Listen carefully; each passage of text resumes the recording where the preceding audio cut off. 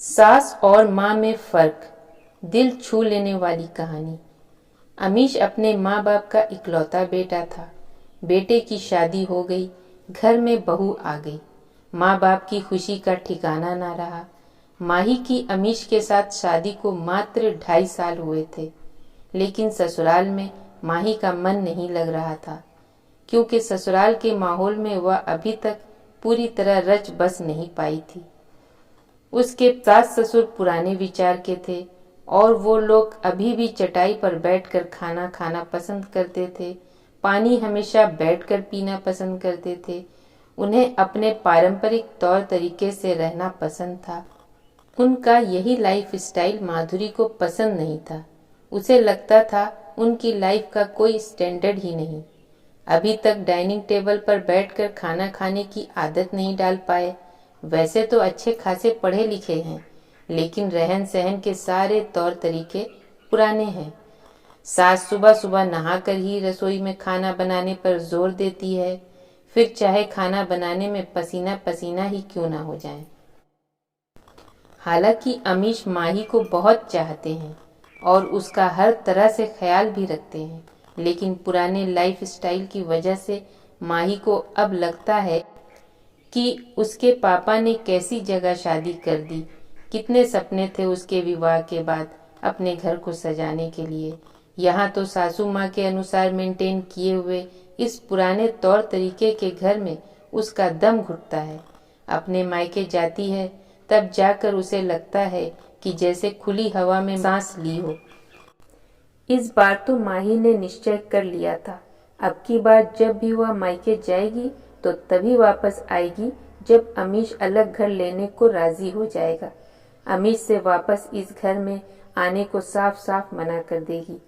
आज माही बहुत खुश थी, क्योंकि आज वो दिन भी आ गया था जब माही को अपने मायके जाना था। माही का भाई उसे लेने आने वाला था। वो खुशी से अपना बैग पैक कर रही थी। तभी सासू माँ ने पूछा, बेटा कितने दिनों में वापस आओगी?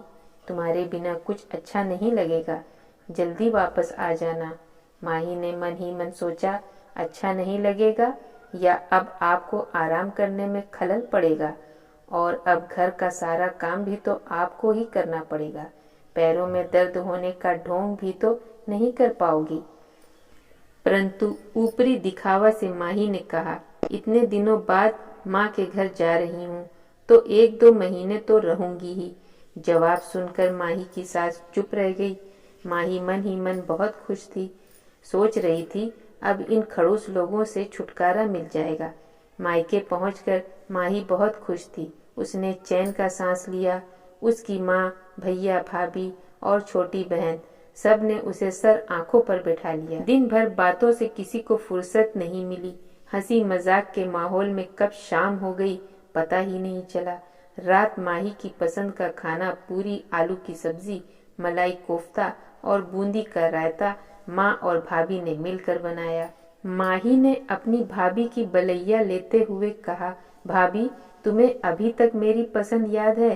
भाभी ने हंसते हुए कहा कि माँ जी है ना याद दिलाने के लिए, भूल कैसे सकती हूँ। माही माँ के गले लग गई। माँ मैं आपको बहुत मिस करती हूँ। मेरी सास आपकी जैसी क्यों नहीं है? फिर भाभी को देखकर उसने आह भरी।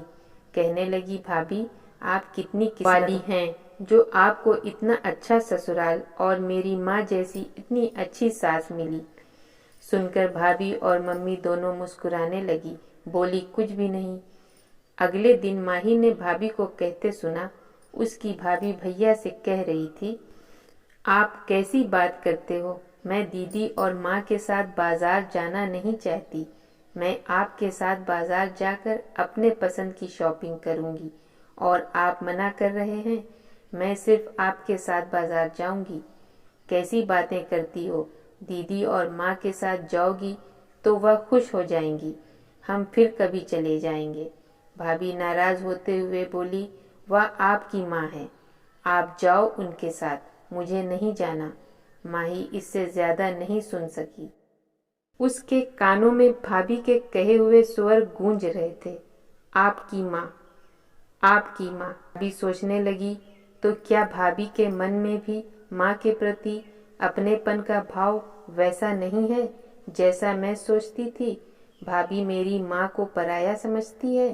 भाभी के पति की माँ भाभी की माँ नहीं है, भाभी की सास है। तुम भी तो अमीश की माँ को माँ नहीं समझती, सास ही समझती हो।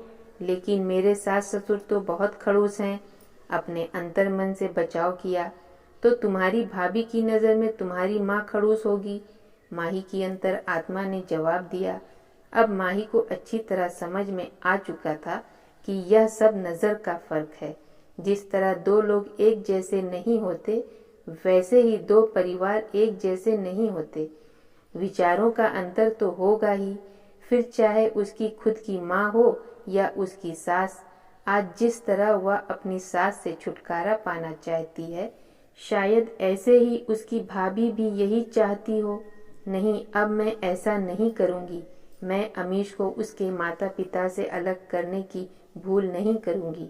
माही कितना गलत थी, उसको अपनी गलती का एहसास हो चुका था। आज जब माही ससुराल पहुंची तो ममतामयी सास को अपनी बहू की राह निहारते पाया।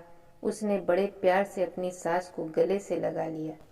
कहानी पसंद आई हो तो प्लीज़ लाइक कीजिए, सब्सक्राइब कीजिए और शेयर कीजिए पाकीज़ा वॉइस को।